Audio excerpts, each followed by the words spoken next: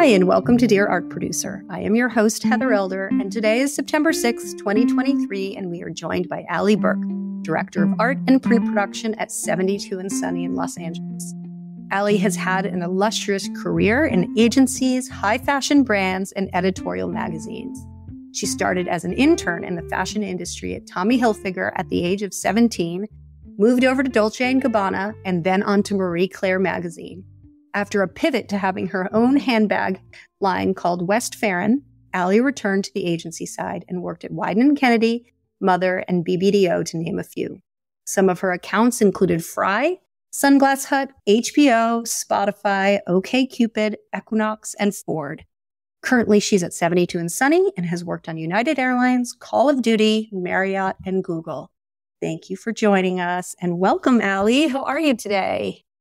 I'm great. Thank you. How are you? Oh my God. It is so hot here in New York City today. I swear my San Francisco blood is like craving the fog that I probably used to curse for 25 years.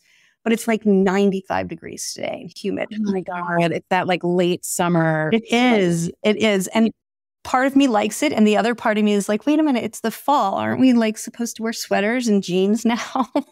No, it's like surprise summer. It's surprise summer. Oh my God. I know. But again, not to make the joke that I'm sure everybody makes with you, but in LA, like you guys have it. It really is 72 and sunny all the time. It's so nice. No, it is and it isn't. I feel like LA is getting more dramatic with its weather ups and downs. I mean, we do have a lot of really, really beautiful days, but I love when we have that drama too. Well, that is true, because I do feel like this winter you guys had those crazy rains and it was so cold for a while. So yeah, you're right. But it is nice and mild there most of the time. So yeah. Wanting to start with kind of how you got your start. I think interning at Tommy Hilfiger must have been really cool, and at such a young age, and then pivoting over to having your own handbag line and then working at all of those cool agencies. Tell us a little bit about your background there, and you don't have to go into every little tiny detail, but I think it's pretty fascinating that you started as one thing and now here you are producing at 72 and Sunny. Yeah, it was an interesting start. I knew in high school that it's what I wanted to do, and I had enough credits to actually graduate early, and my parents had moved a little bit farther away from where our high school was, and I got an internship there and was doing everything from men's bottoms to outerwear to knits and wovens, swimwear. I got such an amazing education, and I loved knowing how to make something from nothing. So I felt that was really the biggest takeaway for me working there, was that knowing that there's a way to create something that might not have existed, and knowing all the steps to take to get there. And then when I went to college, I realized that the advertising photography side was really where I wanted my future to be versus the creation of the garments. So after college, having worked, going to Marie Claire was a transition for me that I felt like, okay, well, it's about the clothes, but it's about how we sell the clothes, who we're talking to, who's the customer. And that was how that transition was made. And I loved the production side being in editorial. So I transitioned to the advertising agency side from there, which sort of led me to this world. What a whole rounded way of like all the different experiences that you've had sitting on all the other different sides of the table. I feel like it's so critical. Every producer I talk to on this podcast has a similar background in that they've worn so many different hats, and it just like provides them with this insight that they might not have otherwise. 100%. I mean, being on set and knowing what the photographer is thinking, understanding honestly what the designers are thinking of the clothes you have on set, and knowing what the agents are thinking who are repping the photographers, and really just being able to see all perspectives, I think makes you a very good producer and a good partner, so that people want to come back, want to work with you again, want to do good work. And I think that those relationships just get stronger over time, because I think that they can tell when you really understand their side. Absolutely. I've always said that we're like translators. We have to speak everybody's language because every role does speak differently, right? And they need different information. They understand it differently. And if, the more languages we can speak, I think the more successful and the stronger relationships that we can have in the process. Absolutely. And also being able to translate the client's vision to the photographer, to the agent, so that they can see their side as well. And being able to translate there is just such a critical part. I completely agree with you. So share with me a little bit about your role as the director of art and print production at 72 and Sunny. So the projects that we touch, which is quite a few across all the brands at the agency, my role is to make sure that we are taking our art production piece, which is photography, illustration, CGI, animation, graphic design, and taking that, implementing graphic design with the work, taking that work and making sure that it's as good as it possibly can be, that we're building creative ideas as the work is being created, so that art production is really like a creative ideation hub as well as a execution hub. So being involved in the early stages with creatives and putting together visuals and ideas that can give the work a solid foundation to be its best possible self. So that's kind of like, in a nutshell, what we're here to do. And how many people are on your team that you're managing? I have 3 full-time producers as well as a handful of freelancers, sometimes anywhere between 3 and 4, sometimes 5 freelancers, depending on how crazy it is. But right now we're about 6. There's 6 of us. Wow. Okay. And what are you known for on your team? A good question. I've been told I'm empathetic and I understand people. I think I try and give everybody a balanced workload. That's a big goal of mine, so that people can do their best. I also like to give work to people who I think will make the work better, like casting work specifically towards people who I think will, who can really bring themselves to the project and make the work better. And I think I'm known for having pretty high standards, like creatively, really pushing the work and making sure, and even if it's, harder, to bring partners into the project who I think will really make the work sing. That's awesome. Are you hiring? Because I want the job. Not currently, and we've got a lot of freelance names, but soon we might be. I'll let you know. Okay, thanks. What is the most challenging aspect of your job? I think the part that I have a hard time with is I really want to give everything 110%. And when there's a lot going on at one time, it's difficult to. So I kind of have to fly at a higher level. And I feel like I know less about the job, which is also just part of my job, isn't it? Potentially like stepping out of the day-to-day in order to be able to touch more. But I do find that to be the hardest part, because I think the details really matter. And, I struggle with that because I really want the work to be amazing, and all those touch points are opportunities for the work to be great. So I totally agree with that. I feel like in our job, everything is a priority, right? So I represent a bunch of photographers, and they might each have a job going on, if I'm fortunate enough. And they're all just as important as the other one. And I want to be involved in each one of them and stay connected to each one of them. And sometimes that's hard. Thankfully, I have a team that we all support each other and can divide and conquer. But I, like you, really, really like to kind of know what's going on so that, I can add insight or thoughts that might, help make something better. 100%. And it's those little, it's the small side conversation that ends up being the issue. And so some those small pieces that you miss, you kick yourself and you're like, well, if I was just there, maybe I could have helped there. But, I think it's part of making mistakes and not being perfect. I think there's like a little bit of what I'm trying to do lately is just like, well, it's okay not to be, like, nothing is perfect. No. And I feel like too, in this business, especially because it's a creative business, a lot of people, no one is ever satisfied, not in a bad way, but like, there's always a thought like, oh, might want to make it a little better. Oh, we could have done this or we could have done that. Like, I think we're all very hard on ourselves. And don't always want to let go. Yeah. And you know what? If you're giving 110% every single day, the outcome is going to be the outcome. You've just got to appreciate the work you put in and know that you did everything you possibly could. Yeah. And look back and say, okay, well, I'm proud of that time and energy and insight that I gave. Yeah. Move forward. You can't really linger on it too long. That's true. Okay. So what do you love about your job? Oh, I love a lot about my job. I love finding new artists. I love bringing them in. I love pairing artists with brands who I feel will really, like, that chemistry is just explosive, and you're like, wow, when these two things come together, it will be this whole other thing and it will give life to this whole other idea. I feel like it's kind of like being a chemist. You like put these chemicals together and there's like all these little mini explosions and you create this work that way. I absolutely love that answer. I don't know that anyone has given an answer like that before.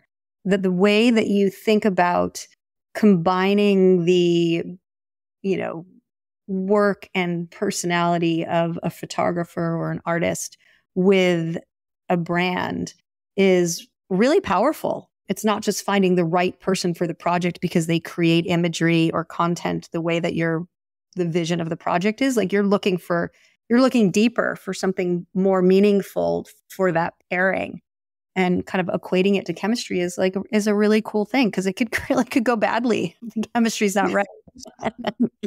Very true. That's awesome. I'm going to remember that and probably quote you someday on that. Okay, deal.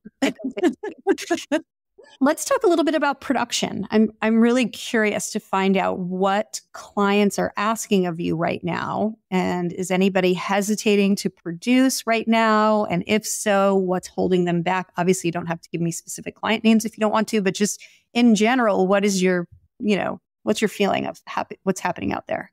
I felt like this year was a little bit of a unique year with maybe how many times people are shooting this year.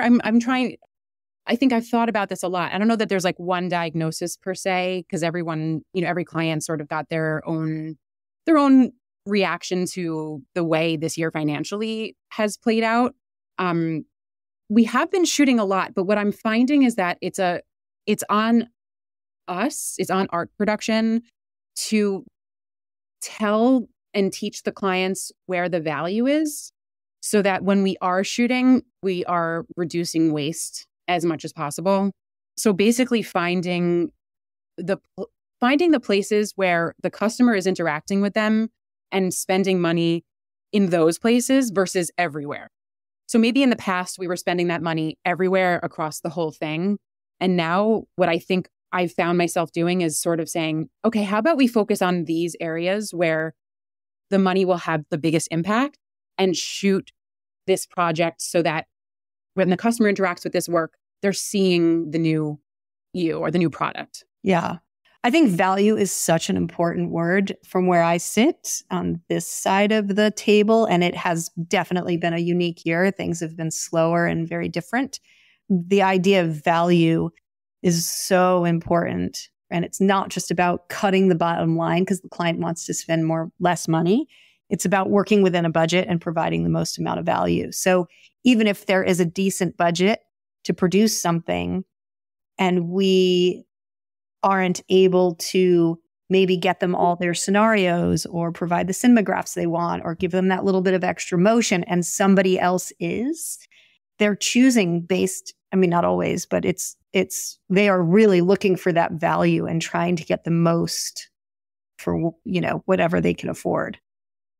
Understandably. Yeah. I think too, as an art producer, I'm also looking for partners who are not just going to like step in and step out. People who are really want to be involved is making it more appealing for us to come back to those people and work with them again, just because there's so much to a project and we try and limit how many conversations and when we tap the artists so that we can make the time as valuable as possible. But the artists who really want to be involved are so wonderful because I really think the work ends up being better being more involved in casting, being more involved in props and all those little big pieces. I find that the more involved the artist wants to be, the better the work. And also, I think the more willing the client is to say, oh, well, let's get them back. And let's also do this project. I think it's sort of like a work generator. I agree. And I try and remind artists, the ones that I represent and ones that I talk to all the time, even in the very, very beginning part of the process, when we're on creative calls or we're going back and forth about the treatment or whatever, we don't have a lot of FaceTime with you guys anymore. It's harder to get in to do portfolio shows. You're not meeting, not you in general, but just like people are not meeting with artists as much as they used to. There's not as much opportunity for that. So the time that we put in now is really valuable. So it's very important, even in those early stages when you're selecting your team, to really kind of put in that effort. Totally. And then I think too, there's this desire for work that is hard to ignore. And so I think on our side, it is definitely, we're also busier, so it feels harder to meet with people as well. And then especially the remote aspect doesn't help because we're not in the office, just sort of being like, yeah, bye, no worries. Yeah. It's a little bit harder to have those meetings. But I feel like it's a push for art and artists to be newer and different and just constantly evolving, so that it forces people to stop and say, no, we've got to talk.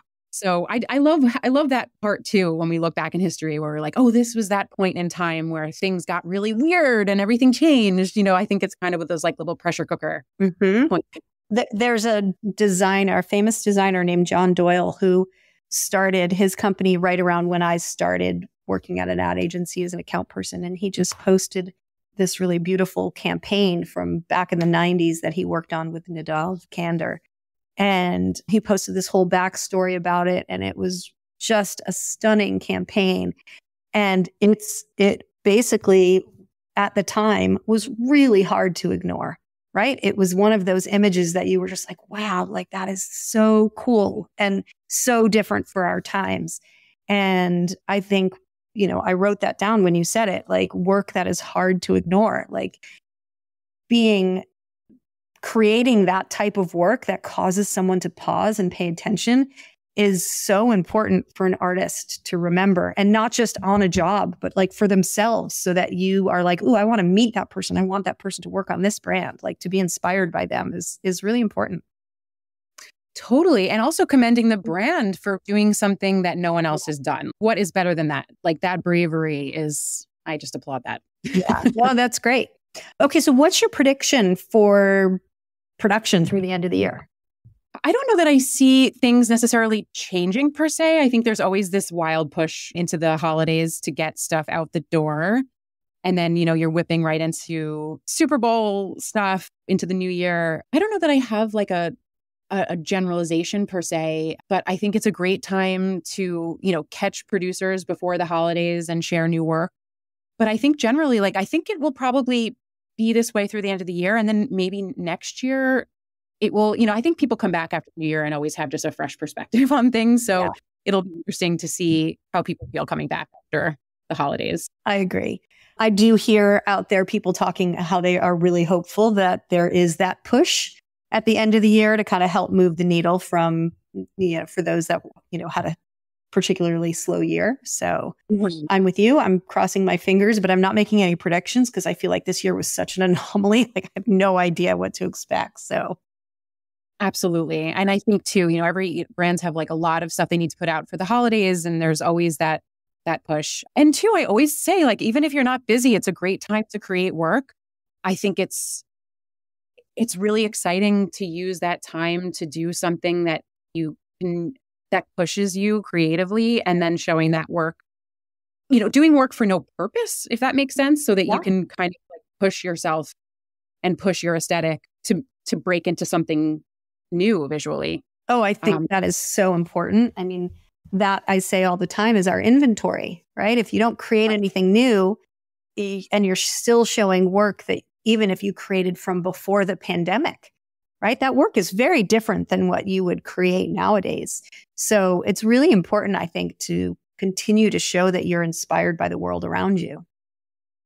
100%. And when people come in and show us their work, I always want to see the personal work, because I find that sometimes people do the commercial work and they sort of lose themselves. They lose their aesthetic in the process, which is sort of like a result of, obviously the way that clients operate and the way that, there's always that push and pull. But I love seeing the personal work, because that's the stuff that I'm like, oh, my client would love that. Or that's a fantastic idea. Bring that to the table and let's combine it with this. Like that's the special sauce. Yeah. So I love this time to create. And I know it's really difficult to be an artist and not be busy, because I think, it's coming out of years where you just work, and you're churning through projects, commercial projects, and being hired for work. It's really hard to be slow, but I love seeing the personal work that comes out of that time. That's great to hear. So let's talk about like when you're choosing the artist. So what is your process like for sharing options with your team? So it's, there's a project, your team says, I want to see a bunch of options to review. How do you send links? Do you send Instagram links? How do you find the artists? How many do you share with them? Give us a little bit of insight into that. Well, I will say it kind of starts before that point, because I never stop looking for artists. So I'm constantly looking for artists and constantly bookmarking, so that it's like I've been preparing my whole life for the moment. That's like say, hey, we need someone who shoots sneakers or whatever. I already have, the 30 people who I'm obsessed with right now shooting X, Y, and Z. So I think that work always has to be happening in the background. And somehow these things do come in trends. Like once I end up seeing something in the world, it's a matter of time until the creatives are like, hey, we're looking for this. And I just happen to have bookmarked it a few days before.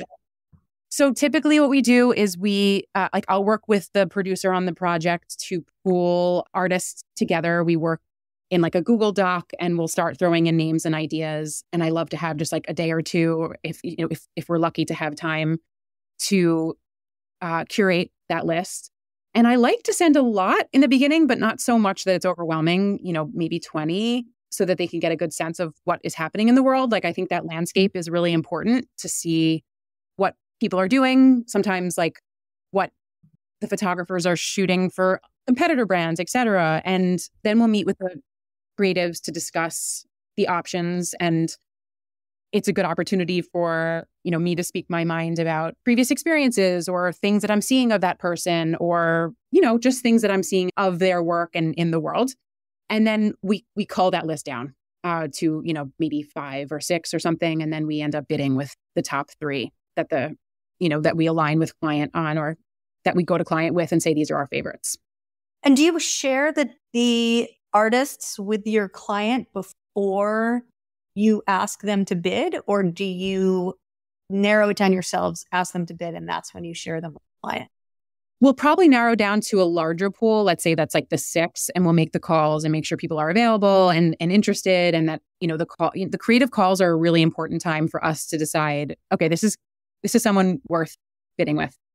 There are times you have a call and you're like, that didn't go well, or that person isn't the right personality for this. Sometimes we need people who can like be able to shoot alongside broadcast and be pretty chill and are good with like hurry up and waiting sort of scenarios. So it depends on the scenario. It will determine like the personality fit for that project.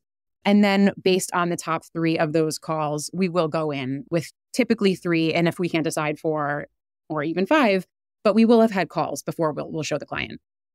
Yeah, that call is critical. What advice do you have for artists around this? Does it hurt if they're not able to be on camera? I know a lot of times these calls are like happening in a car on a way back from a tech scout or in an airport, or, they don't always have the benefit of being, in their curated space.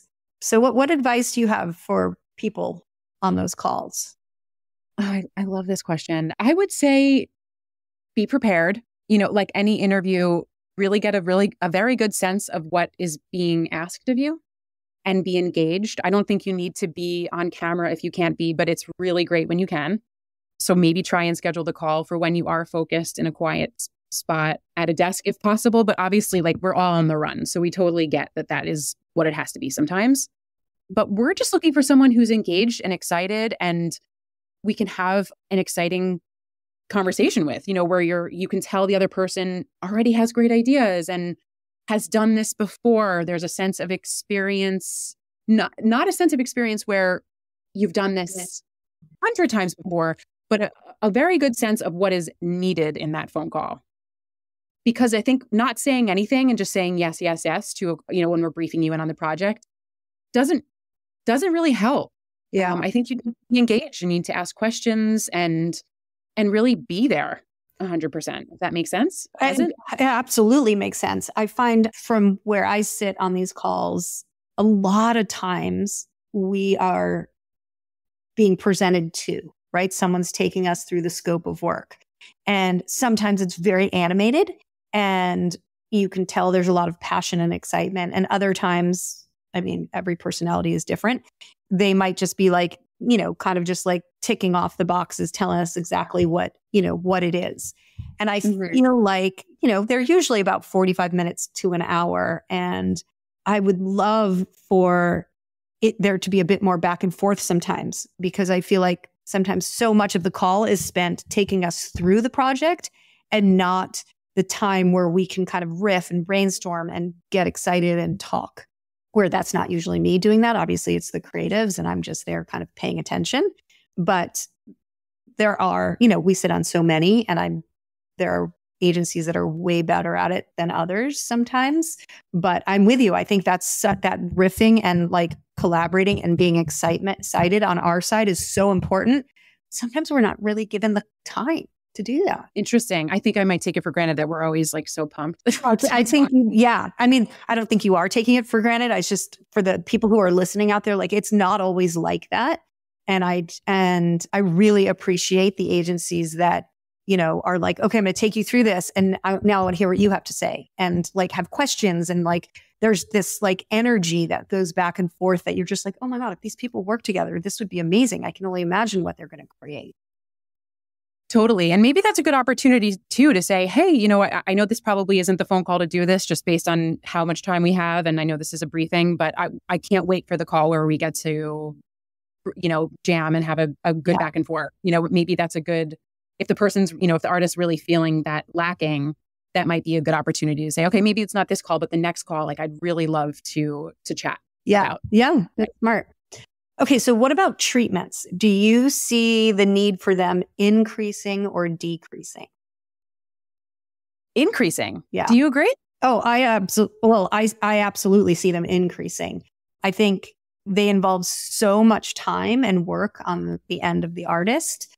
So I'm always looking for advice and ways to curtail some of that work, because I feel like they've gotten very editorial, meaning, there are some people that spend hours and hours and hours and, it's time away from their family or weekend hours because they might be working or shooting otherwise. And they become big, huge 20, 30 page treatments. And, they are bidding against 2 other photographers, and then you lose the job.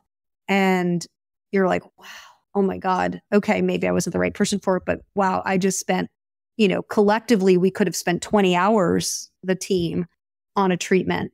So I'm absolutely see the value and the importance of the treatment, but I'm constantly looking for ways to help the artists manage the treatment so that they're the most efficient and they get people like you and your team what you need. What advice do you have for them? It's an equity thing too, right? I think it's like the DEI component of that is you have to have the resources to be able to take time away to do that. You need to be able to have done enough work to know where to look for images and be able to put your story together. You need to have an agent potentially to teach you how to do it. Like there's so many equity things there that, I could talk about all day, honestly. Like we've talked about it a lot at 72. A lot of times, in the past, we used to say, oh, well, photographers don't really do treatments. Like maybe they'll put a couple things together for you. And we really do try and keep those treatments pretty straightforward. Like we don't need a lot. I think that it's about having enough, but not too much.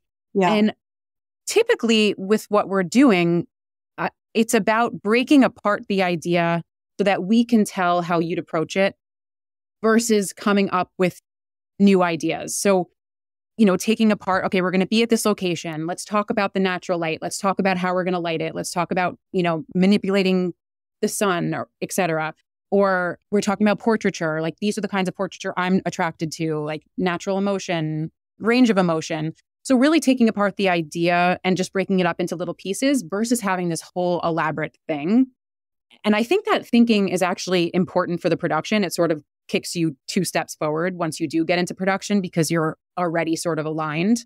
So I really do see the value of it, but I don't think it needs to be elaborate. I just wish there was a tool to get everybody sort of to the same level so that there wasn't this equity issue, because that's the part that gives me so much pause. And maybe there are ways of fixing that, but can I run an idea by you? Yeah. I've thought recently, because I also feel like, too, I think the complexities of these treatments and how big they get sometimes, I think it is kind of contributing sometimes to this morale issue in the industry, right? You've spent a lot of time or money or effort, or you didn't have the resources to spend time or money or effort and you didn't get the job, right? Right. So there's a lot of, it becomes this extra layer of bummer, because in the past, we would have a creative call, we'd create an estimate, we'd send it along. There'd be a lot more at bats. So if you didn't get this one, maybe you got the next one. So it didn't sting as much if you didn't get the job. So I'm wondering, and again, always trying to think of ideas, what if we treated a treatment a bit more like an RFP, where you as an agency had 5 questions, right? How would you approach this shot? Tell me about the lighting, you ask us the exact same questions that, and then you say, send me a link of imagery that inspires you. So maybe it wasn't your images, right? So if you don't have that to pull from, you can be inspired by other things, and send me a link of images that are relevant to this project for you. So it kind of democratizes it in a way that we're all answering the same questions.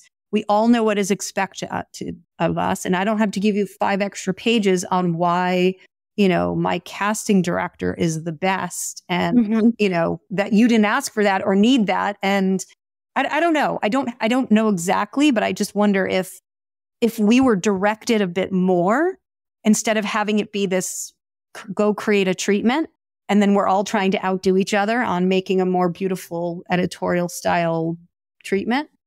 Could that be a solution? I love that idea. I think that's a great suggestion. Really. I'd like to have let's work on a job and we can test it out. I need someone to test it out to see how it works. Or if you test it out at some point, let me know how it works, because I'm really, this has been coming up for years and years. And it's the one thing I keep going back to. I feel like we're left to our own devices and we make it more complicated than it has to be sometimes. And it shouldn't be. I totally agree. I think giving it structure is super helpful. And honestly, what's the worst is also getting a treatment and you're like, man, I wish they did X, Y, and Z. It's like, well, so ask them to do it. Exactly. So I love that idea. I think that's a really great suggestion. And maybe making it part of your scope, right? Like when you write, and people are getting really good at, not everybody, but most people are really great. Agencies are fantastic at outlining for us exactly what their expectations are in terms of the scope of the job. Include in that would be the time to include what is important to you to know for the treatment. What are the questions that you need to answer? I completely agree. So, I just wrote it down. Maybe we started something. People who are listening, spread the word. It's a great idea. Okay. So lastly, in terms of the selection process, right? When you're narrowing down who you're going to hire, is there anything you feel like clients or agencies need to be better educated about in terms of the review process? And how about for reps and photographers? Is there anything that you feel like people just don't understand about the process because you are on, where you are on the side of the table that you're on? And by review process, you mean once we're looking at artists, that understanding that process? Like the estimating process. So you're bidding 3 people. What part of that process do you think we all need to kind of remember or better understand? Well, Well, I like to be really transparent with who I'm working with, saying, if I have a number that people are needing to hit, I don't like leaving that in like a mysterious thing that people are like, well, what number are we trying to hit? I like being honest about that stuff. I like being honest about the whole process, to be honest with you. But I think it's about flexibility. I think maybe some jobs have less and some jobs have more. And if you, as an artist, are interested in the project, being flexible with rate potentially, I don't want people to work under their value, but sometimes there are projects that just have more resources than others. Yeah. Just understanding that, and I think everyone does understand that. So like we're sort of in the middle, like, well, on our side, it's our job to educate the client on what they're getting and all the value they are getting. And then on the agent and artist side, pushing as much as we can to get the best possible artists and making it work with the client's budget. So there are times too when we're at a certain, we're at the cap of the budget, but it's our job to educate the client on what X amount more will also get them. So, really walking them through, okay, well, we're, at X amount, we're going to get all these things. But if we invest this much more, we really suggest doing so for X, Y, and Z reasons, because you will get so much more for your money. So I think it's a little bit of education on the client side, as well as pushing and being as transparent as possible on the artist and agent side. Yeah, I agree with that. I did think of one other question too about the selection process. When it comes time to choosing the photographer or director, do you find that clients are choosing more based on their own criteria, or are they deferring to their agency partners? And I know for a fact, obviously having worked with so many different types of agencies, it totally varies by agency. But what do you see happening more? I had to say more often than not, they're going with who we recommend. Oh, I love that. Yeah. It's really great. Obviously there are the times when we get our second choice, or, we have to go back to the drawing board and look for more artists. But typically we're only showing people that we really feel strongly about. So we're not really coming to the table with people we wouldn't want to work with. So I guess the short answer is yes, they're going with who we're suggesting, but sometimes it takes a round or two to get the right person. But typically it's in the first round where we're discussing the pros and cons of each person, if there are even cons, but talking about why we think this person is right and all the things that we think will happen once we work with this artist. Yeah. So interesting because, we work with, as I said, a variety of different types of agencies, and some are just stronger creatively than others and stronger accounts departments and, have stronger relationships with their agencies. And I have found over the years, there are more, or at least the reason that we're being given is that, the client chose someone else. You were our recommend, but the client chose someone else. So there definitely are stronger creative agencies out there like yourself that are still able to influence the client and, get to have the choice that they want.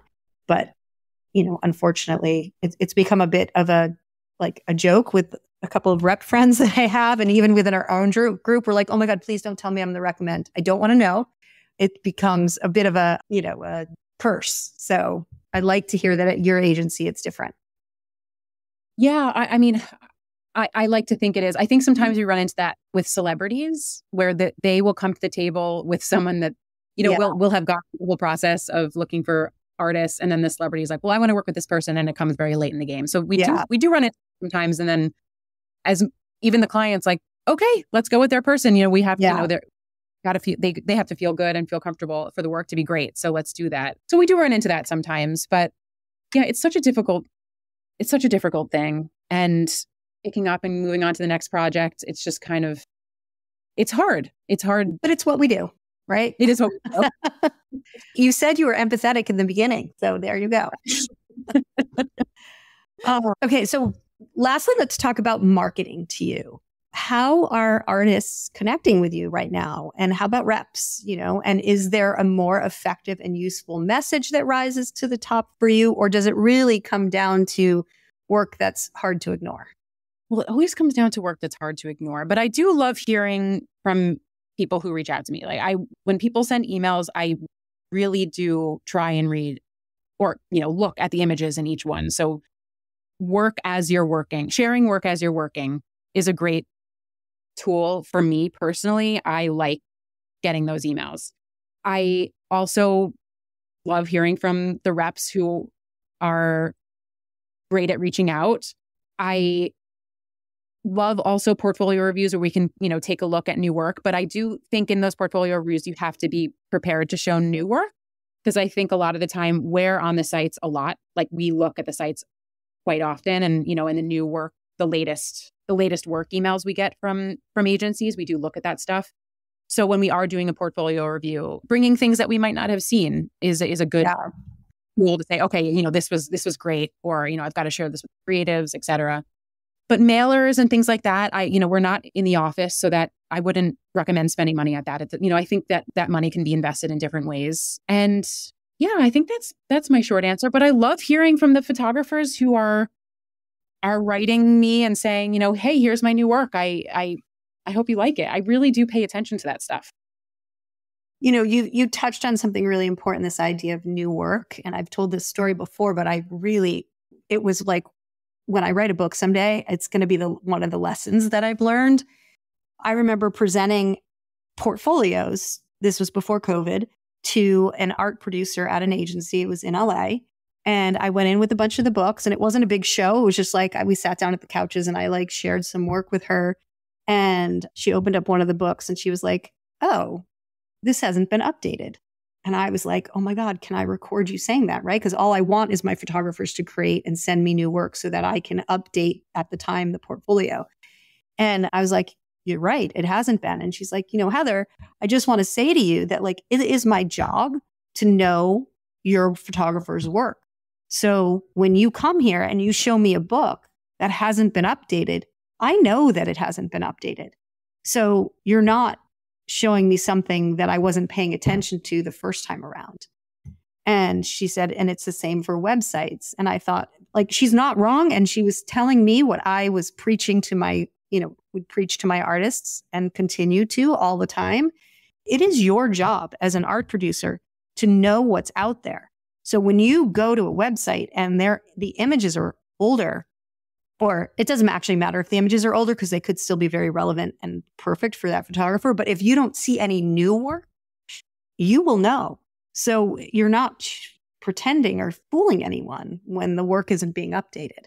So I think when you said what you just said, it's so important to kind of remind people of how important it is to refresh the work that you're doing, because your job is to know what everybody's up to. 100%. And I will say too, Instagram is a great place for seeing. I mean, that's where I see a majority of the new work. Yeah. So even for the agencies to be updating Instagram with new work that's coming out, that to me is like the new frontier. Not new, obviously. We've been doing this for a while with Instagram, but that's the frontier where I am doing a lot of my passive looking. And if you're looking to communicate with agents and with art producers and producers out there with your new work, I feel like that is seriously the best way to do it, and test what does well. And it's such a great place to be able to pivot and sort of see what's resonating. Maybe it wasn't this shot, but it was this shot, and really be able to see what, the reaction to the work real time. Yeah. But yeah, I completely agree. I mean, you got to update the work. And you said some really interesting things about Instagram there too, because a lot of photographers I talk to get frustrated because they're like, oh, the algorithm, it favors reels, and I don't get as much engagement, blah, blah, blah, all legit things. None of us can figure out the algorithm as best as we would like to. But I always go back to them and say, look, okay, fine.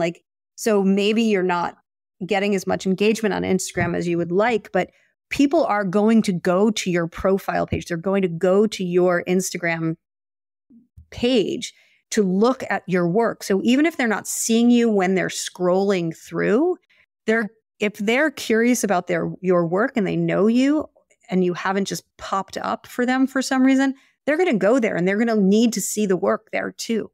So it's really important, even if you are not trusting that you're, cracking the algorithm that you still show up on Instagram.